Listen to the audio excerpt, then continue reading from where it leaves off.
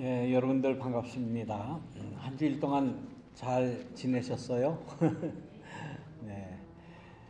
무엇보다도 건강이 우리에게 중요합니다. 건강 잘 각자가 지키시기를 간절히 바랍니다. 지난 주 중에는 이 세상에 전 세계적으로 제일 집중됐던 뉴스 일이 무엇이었습니까? 지난 금요일 날 8월 15일이죠. 알래스카에서 하이 스테이크스 서밋이라는 제목으로 트럼프와 푸틴이 만났습니다. 뭐 뉴스 통해서 다 보셔서 알겠죠. 그러면서 그 제목이 각 매스컴에서 타이틀을 다룰 때에 하이 스테이크스 서밋이라고 그렇게 썼어요. 그래서 하이 스테이크가 무슨 말인가? 그 무슨 둘이 만나서 스테이크 고기를 먹겠다는 소리인가? 그리고 알아봤더니 그런 소리가 아니라 스테이크라는 그 의미에는 판돈이라는 의미가 있대요. 도박판에서 판돈 내는 거.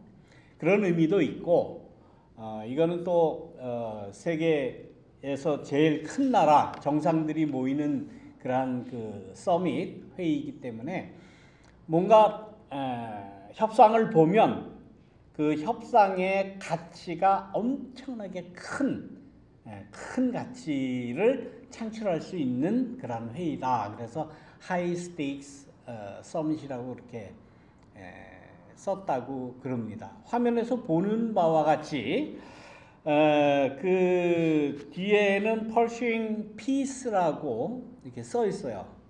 평화를 추구한다라는 말이죠. 둘이 만나서 평화를 인류에게 이 세상에 펼치겠다라는 그러한 아주 원대한 타이틀을 달고 꿈을 가지고 모였습니다.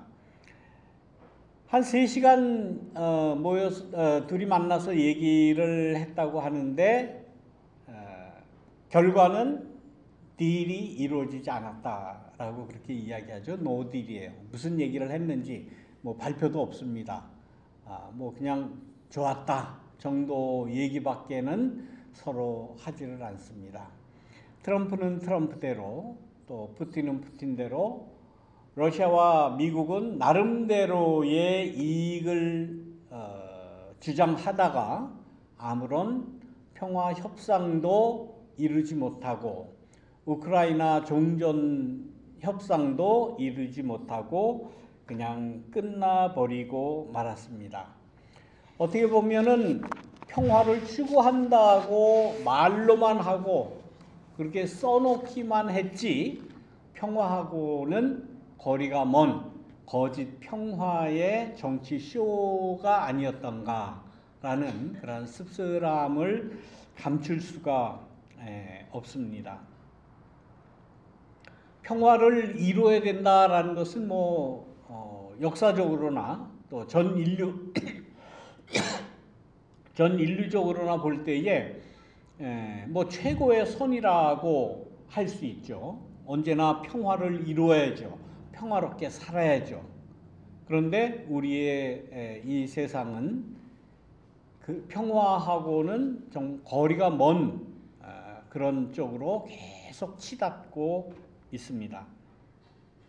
그때에 이러한 때에 오늘 우리가 봐야 할 성서 주기표에 의하면 우리가 오늘 그 성서 읽기 시간에 읽은 말씀대로 이사야 5장에 있는 이사야 선지서의 이야기와 또 누가복음 12장에 나오는 이 두 이야기를 오늘 보아야 하는 그런 때입니다. 그런데 우리가 봤지만은 특히 누가복음 12장에는 우리가 생각하던 그러한 예수님의 모습, 예수님의 말씀이 전혀 아니에요. 예수님이 세상에 온 거는 평화를 주기 위해서 왔다. 우리는 늘상 그렇게 이야기를 했습니다. 평화의 왕으로 오셨다. 평화의 주님으로 오셨다. 그래서 예수님 오신 성탄절 때 되면 peace라는 단어, 그 말이 아주 난무합니다. 그래서 예수님이 오신 것은 이 세상에 평화를 주기 위해서 왔다라고 우리는 예수님의 탄생을 축하하고 이야기합니다. 그러나 누가복음 12장에 이건 예수님의 말씀이에요. 뭐 다른 사람의 해석이 아니고 예수님의 말씀이에요. 평화를 주기는커녕 나는 이 세상에 불을 질러 왔다. 불이 이미 붙었으면 내가 바랄 것이 무엇이 더 있겠냐. 이 세상이 그냥 제어할 수 없는 불로 일어나기를 바란다 라고 그렇게 말씀을 하시면서 더 나가서 뭐라고 합니까? 너희는 내가 세상에 평화를 주러 온 줄로 생각하느냐? 내가 너희에게 말한다. 그렇지 않다. 도리어 분열을 일으키러 왔다. 이게 예수님의 말씀이에요. 이걸 어떻게 우리가 이해를 하고 해석을 하고 우리의 삶에 적용을 해야 되겠습니까? 이게 대부분의 보통 신앙인들한테는 접수가 안 되는 말씀이에요. 그래서 이 말씀, 이 누가복음 12장에 있는 말씀은 설교를 주로 목사들이 안 해요. 왜냐하면 평화를 주는 게 아니라 분열을 시키러 왔다. 이 세상에 그냥 불을 질러러 왔다라는 이 과격한 이야기를 이거 어떻게 해야 되느냐? 어떻게 해야 되느냐? 거기에서 끝나면 모르겠어요. 거기서 딱 끝나면은 모르겠는데 그 다음에 52절부터는 아주 구체적으로 이야기를 합니다. 한 집안에 5명이 있다고 생각해보자. 반반씩 갈린다는 거예요. 가정이 갈린다는 거예요. 5가정인가 5명이라고 가정을 했어요.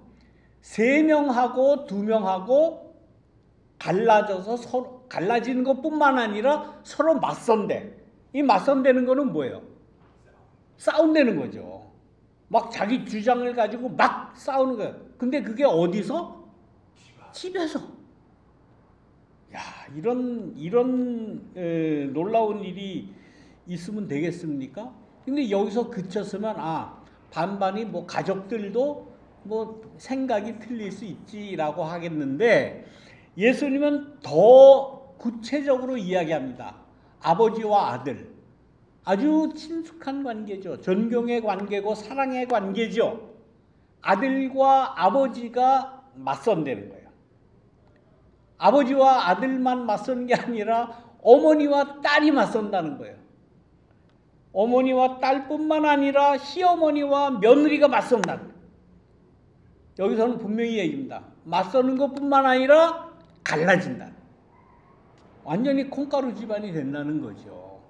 이게 예수님의 말씀이에요. 아니 예수님이 도대체 무슨 말씀입니까? 이걸 어떻게 해석을 하고 이 이야기를 우리가 어떻게 봐야 됩니까? 라고 우리는 의심할 수밖에 없습니다.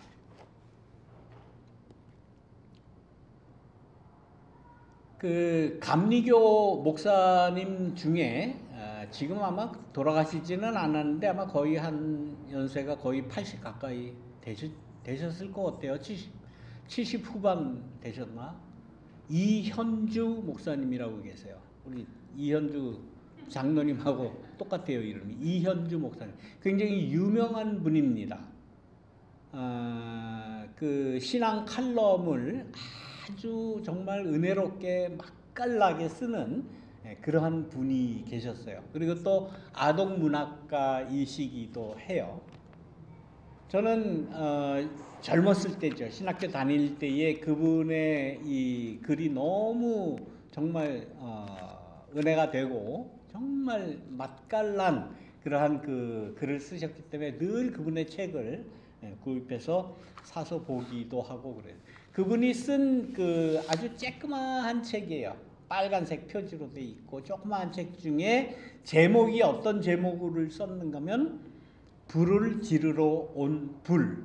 오늘 제목이에요. 그래서 제가 그 제목을 그렇게 다른 겁니다. 불을 지르러 온 불. 이거는 제가 쓴 제목이 아니라 그 이현주 목사님의 그 책 제목을 그대로 따왔어요. 예수님이 누구냐? 예수님이 어떤 분이냐? 라는 질문을 우리 믿는 사람들이 받으면 다 하나같이 뭐라고 그러니까 사랑의 주님, 평화의 주님, 구원의 주님, 이런 좋은 아주 은혜롭고 좋고 구원과 사랑과 얼마나 인간들이 가장 바라는 그 일을 하신 분으로 생각하시겠습니까? 그런데 이 이현주 목사님은 예수님을 한마디로 표현할 때 불을 지르러 온 불이다. 그렇게 예수님을 성격화한 것을 볼 수가 있습니다. 이 이야기는 왜 그렇겠습니까? 오늘 예수님께서 하신 말씀대로 나는 불을 질러러 왔다. 나는 분열을 시키기 위해서 왔다. 아버지가 아들, 딸과 어머니가, 시어머니와 며느리가 온 가족이 5명이 있으면 셋과 둘이 쫙 갈라져서 분열할 것이다. 그러한 그 분열이라고 하는 것이 왜 생겨나겠어요? 가정도 그렇다고 하는데 아버지와 아들, 어머니와 딸, 시어머니와 며느리도 그렇게 갈라질 수밖에 없는 그런 세상을 예수님은 직시한 거죠. 직시하신 거예요. 어디를 가나 그런 분열은 있어요. 심지어 가정에까지. 부부의 사이에서, 부자지간에, 모녀지간에, 고부간에 그런 분열은 있을 수밖에 없고 그 분열이라고 하는 것, 의견이 대치되고 서로 맞서는, 싸우는 그러한 일이 왜 생겨났겠는가? 결과적으로 보면 예수님께서는 마지막에 그런 말씀을 합니다. 사람들은 구름이 서쪽에서 이는 것을 보면 이제 소나기가 올라오고 그러는 거다. 먹구름이 서쪽에서 이렇게 오면은 이제 소나기가 오겠다 하는 거 경험적으로 안다는 거죠. 남쪽에서 바람이 불면 이제 덥겠구나 안다는 거예요. 우리들도 다 대부분 알지 않습니까? 뭐 이렇게 뜨거운 그 산타하나 바람이 분다. 그러면 대부분 우리는 그런 얘기 하죠. 이것도 어디서 불이 날래나, 산불이 날래나, 혹은 지진이 날래나 그런 이야기를 해요. 근데 정말 그렇게 되는 경우가 많이 있어요. 이러한 것을 우리는 경험적으로 지내면서 뭐라고 합니까? 철을 안다 그러죠. 우리가 소위 이야기할 때 저 철없는 사람 할 때는 이런 걸 모른다는 거예요. 봄, 여름, 가을, 겨울을 몰라는 거예요. 자연적으로 이루어지는 그러한 일을 보고 지금이 어떤 때다, 어떤 철이다, 봄이냐 여름이냐 그 구분을 못하는 거예요. 그 사람은 뭡니까? 아직 어린 사람이죠. 그 사태 파악을 하지 못하고 이 세상을 분간하지 못하는 사람을 철없다고 그러는 거예요. 어리다는 거예요. 어린 애들은 그런 거 잘 이야기하지 않잖아요. 철이 없는 거예요. 그러면서 예수님은 결론적으로 모든 사람에게 위선자들이라고 이야기를 하면서 너희는 땅과 하늘의 기상은 분간할 줄 알면서 왜 이 때는 분간하지를 못하느냐? 예수님이 지금 하시고 싶은 말은 이 누가복음 12장 처음부터 불을 질르러 왔다, 분열을 가질러 왔다, 가정이 셋과 둘이 갈라진다, 모자지간에 부자지간에 고부간에 갈라진다 이런 말을 쭉 구체적으로 하면서 뭘 지금 말씀하시고 싶었느냐? 가정이 그렇게 다 파탄이 나고 다 분열이 되고 다 가정 불화가 생기고 그거를 지금 얘기하시려고 그런 게 아니에요. 나중에 요 한마디, 요 맨 마지막에 왜 이때는 분간을 못하느냐라는 그 말씀을 하기 위해서 이 가정의 불화, 부자지간, 모자지간, 고부간에 이러한 분열과 어려움이 있는 것을 이야기를 하시는 거죠. 때를 분간을 하지 못한다. 그러면 예수님이 이 말씀을 하실 때 그 당시에 그때에 때를 분간하고 분간하지 못하는 일이 무엇이었을까요? 어떤 일을 두고 예수님께서 이 말씀을 하셨을까요? 이때도 아마 가정에 많은 그러한 그 갈등이 있었겠죠. 모이는 곳마다, 뭐 회당마다, 시나고게 유대인들이 예배드린다고 하나님의 뜻을 받겠다고 모인 그 회당에서도 분열이 생겼다는 거예요. 지금도 마찬가지예요. 교회마다 우리가 지금 같이 예배를 드리지만 생각이 다 같습니까? 틀려요. 이 때를 분간하는 기준이 틀린 거예요. 이 때를 구분할 수 있는 명백한 나름대로의 가치 기준이 있어야 돼요. 가치 기준이. 기준이 없으면 중구난방이죠. 나는 이게 좋아, 너는 저게 좋아. 나는 이게 좋은데 너는 왜 이걸 싫어하니? 서로 내놓고 이야기하면 갈라집니다. 어디나 그래요, 어디나. 교회가 특히 더하죠. 그래서 뭐라 그럽니까? 식구들이 명절 때 모이면 뭐라 그래요? 모임 시작하기 전에 뭐부터 약속합니까? 야, 우리 명절이니까 여기서 종교 얘기와 정치 얘기는 하지 말자. 그것만 안 하면은 이 분열되는 게 없으니까. 어느 때나 마찬가지예요. 예수님 때도 마찬가지고 지금도 마찬가지예요. 지금도 그래서 교회에서는 얘기하지 말자 그러잖아요. 근데 그게 바람직한 건가? 아니에요. 아니에요. 예수님 때에 이 때를 분간하지 못해서 생기는 갈등이 뭘까요? 그 당시에. 이미 유대 나라는 다 망했어요. 유대 왕권 어느 누구도 신뢰 안 해요. 바리새인들도 신뢰하지 않고 사두개인도 자기네 왕권, 헤롯 왕권 신뢰하지 않아요. 이스라엘의 왕권은 다 부패하고 다 망해갔다라는 거 다 인정을 해요. 그러나 단 한 가지, 요 로마의 지배를 어떻게 볼 것인가라는 이 정치 문제 중에서도 이 국제 정치 문제에 관한 한 생각이 다 틀렸던 거예요.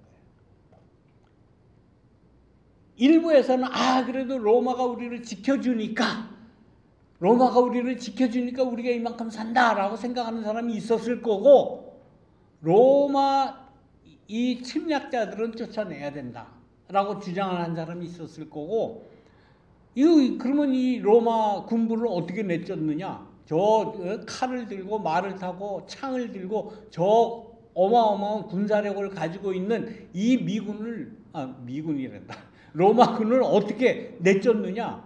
우리도 무기를 들자. 우리도 칼을 들자. 그래서 생겨난 사람들이 열심당원들이에요. 열심당원들. 시카리라고 그렇게 이름을 하는 열심당원들. 그러니까 이런 문제를 가지고 예수님 당시에도 한 회당, 요즘 말하면 교회죠. 한 회당에서도 쫙 갈라진 거예요. 그 중에 신앙심이 아주 좋다고 하는 이 에센파들은 이 세상의 그런 정치에 관계하지 말고 우리는 하나님 말씀만 붙잡자.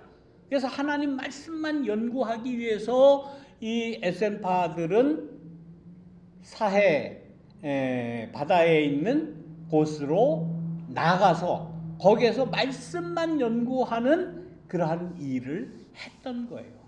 우리가 지금 잘 아는 그 데드시 스콜이라는 거 있잖아요. 사해 사본이라는 거. 거기에 모든 성서의 거의 전부가 그 사해 사본 안에 다 이게 적은 거, 그것이 다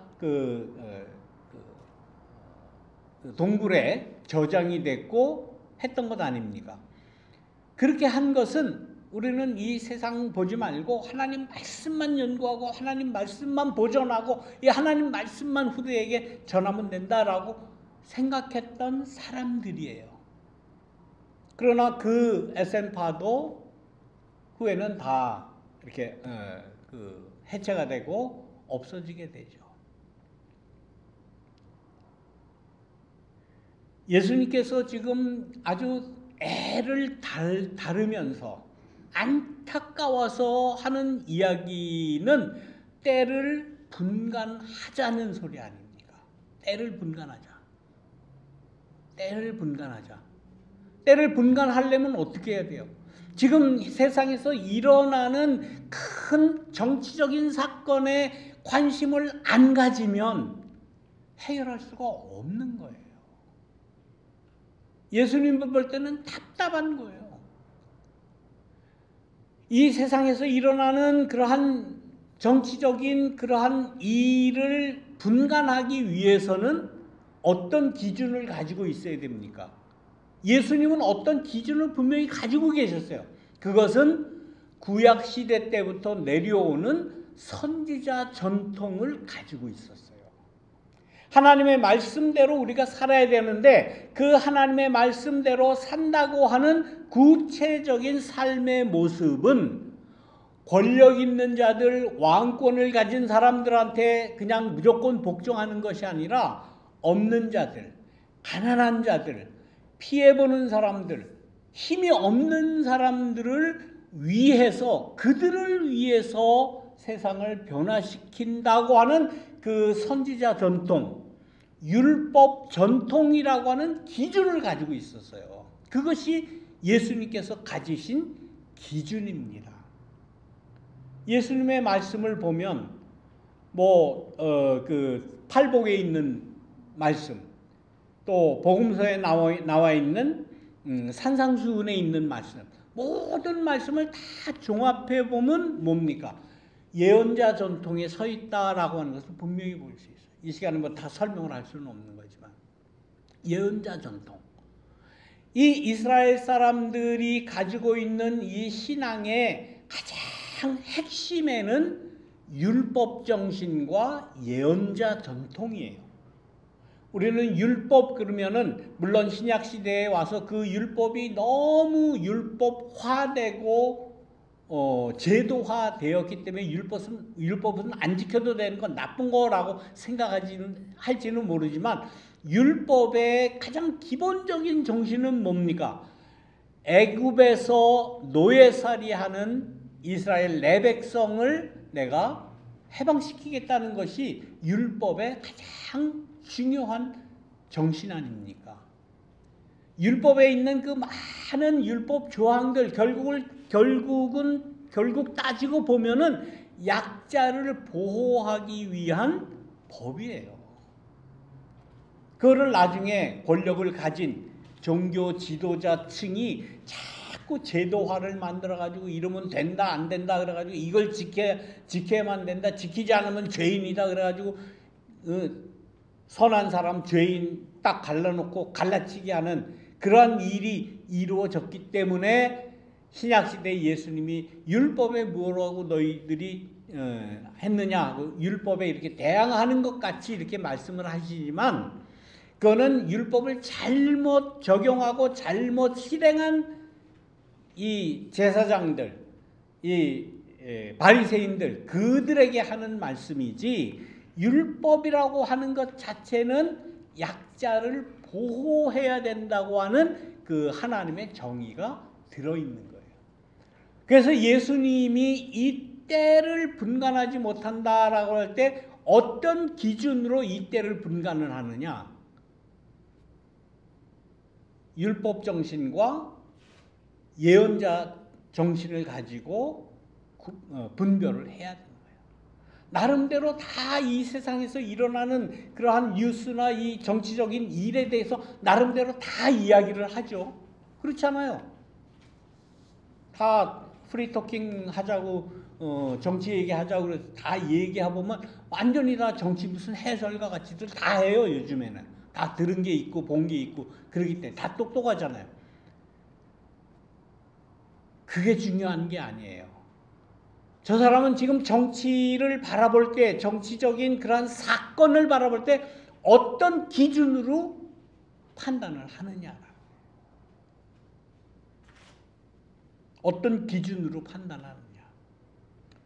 우리 신앙인들은 구약 성서를 믿고 신약 성서를 믿고 하나님의 그 사랑을 믿고 예수님의 이러한 평화의 예수님을 믿는 사람들은 예언자 전통을 가지고 때를 분간을 해야 되는 거예요.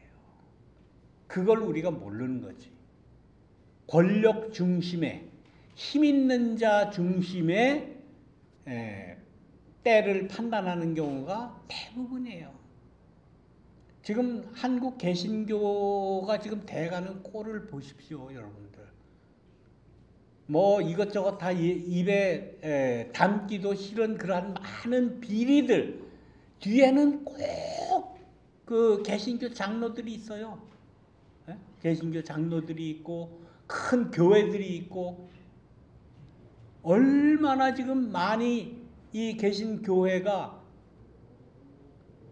인원이 많다고 선거 때 되면 표 줄 수 있다고 그걸 가지고 얼마나 지금 장난질을 많이 하고 지저분한 일을 많이 합니까?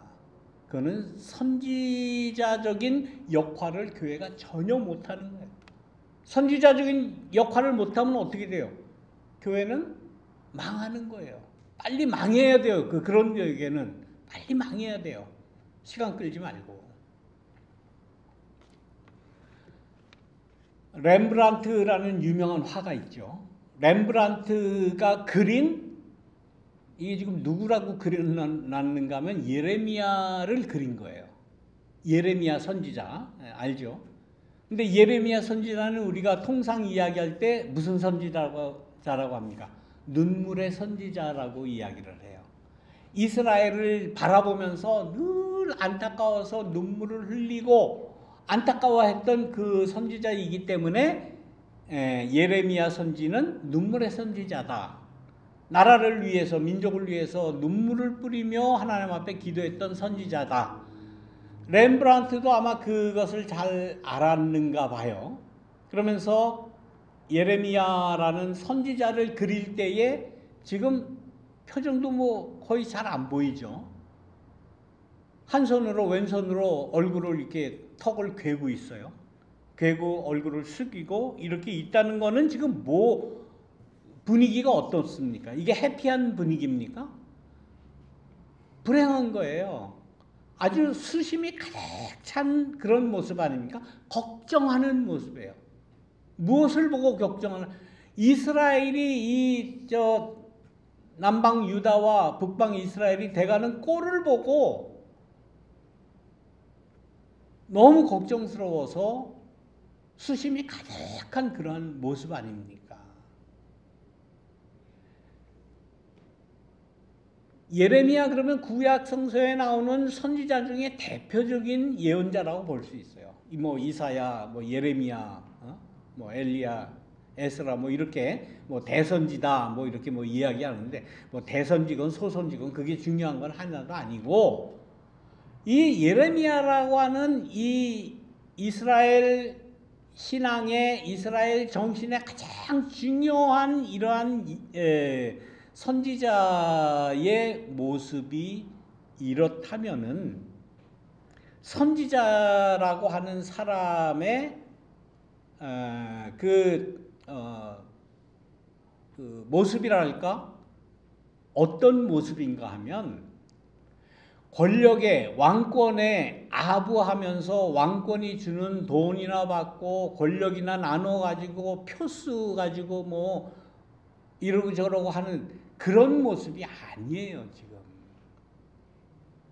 나라를 위해서 진정으로 눈물을 흘리며 고민하며 애쓰는 그러한 모습이 예레미야의 모습입니다.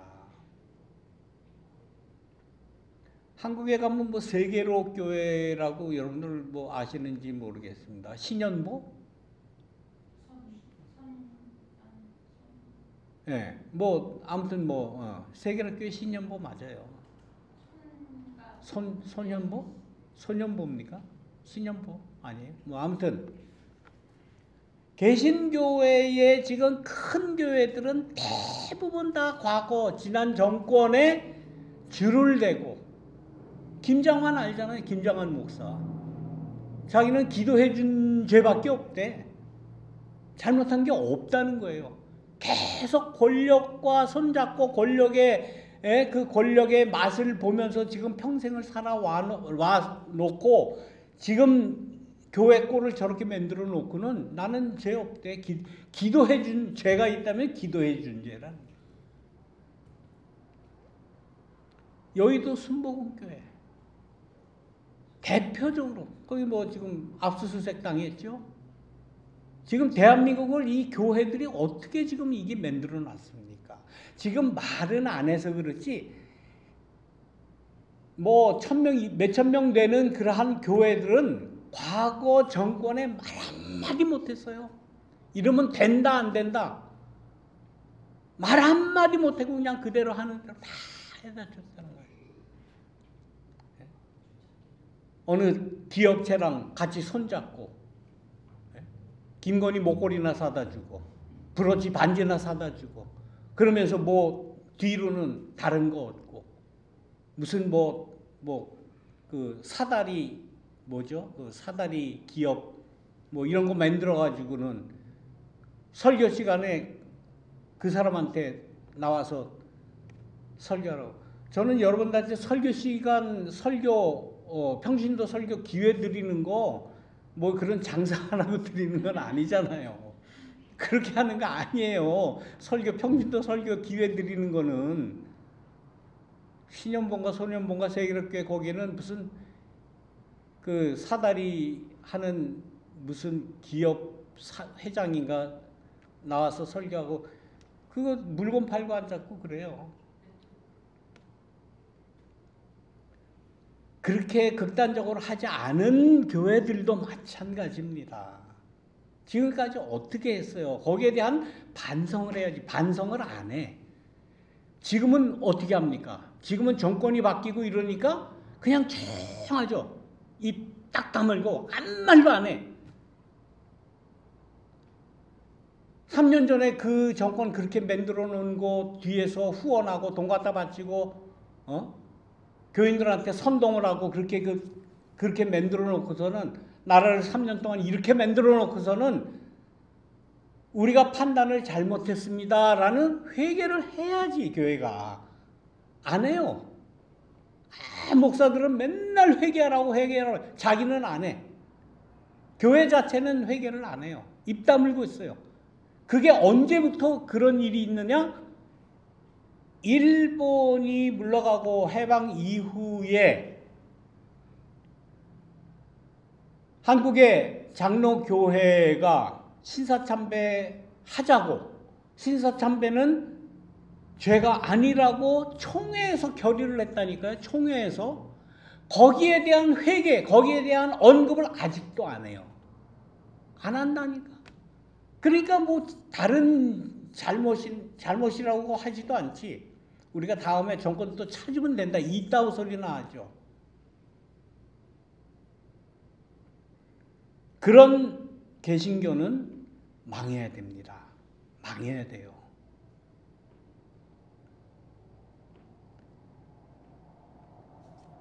오늘 예수님이 본문에서 나는 이 세상에 불을 질러 왔다라고 하는 그 불은 어떤 불입니까? 사람 죽이려고 하는 그런 불은 아니잖아요. 이러한 의분이 그냥 막 일어나야 된다는 거예요. 교회에서. 우리가 잘못한 게 뭐냐? 우리 개신교가 잘못한 게 뭐냐? 개신교의 그 대형 교회들이 지금까지 잘못한 거에 대해서 우리가 잘못했다라고 시인을 하고 회개를 해야 되잖아요. 안 한다니까. 거기에 대해서는 예수님이 말씀을 하시는 거예요. 왜 이 때는 분간을 못하느냐? 분간 못한 잘못을 왜 고백을 하지 않느냐? 이거 안 하면 다음에 상황 바뀌면 또 어떻게 돼요? 똑같이 돼요. 똑같이. 지금 대한민국의 개신교가 7, 80년 동안 지난주에 8월 15일 지났지만 해방 이후 지금 80년 동안 계속 그 반복입니다. 그 반복이에요. 때를 분간을 못해요. 보통 사람들이 하는 말대로 하면 뭐예요? 철이 없는 거예요. 한국 개신교는 아직 철딱서니가 없는 거예요. 철이 들떨어졌다고도 이야기하죠. 철이 없는 거예요. 뭔지를 몰라. 그러면서도 하나님 영광을 돌리느니 하나님의 나라를 넓히느니 선교를 하느니 다 헛겁니다. 그거 다 헛거예요. 지금 보세요. 지금 나 진짜 답답해 죽겠어요. 넌 뭐 했냐? 저도 한 거 없어요. 영향력이 정말 없는 그런 목사 중에 하나이지 않습니까? 그러나 이 때가 뭔지는 분간을 하고 싶어요, 저는. 왜? 예수님 말씀이니까. 이 때만큼은 내가 분간을 하고, 판단을 하고, 잘못한 거 있으면 회개를 하고, 그렇게 하고 리타이어를 해야지. 리타이어를 해도.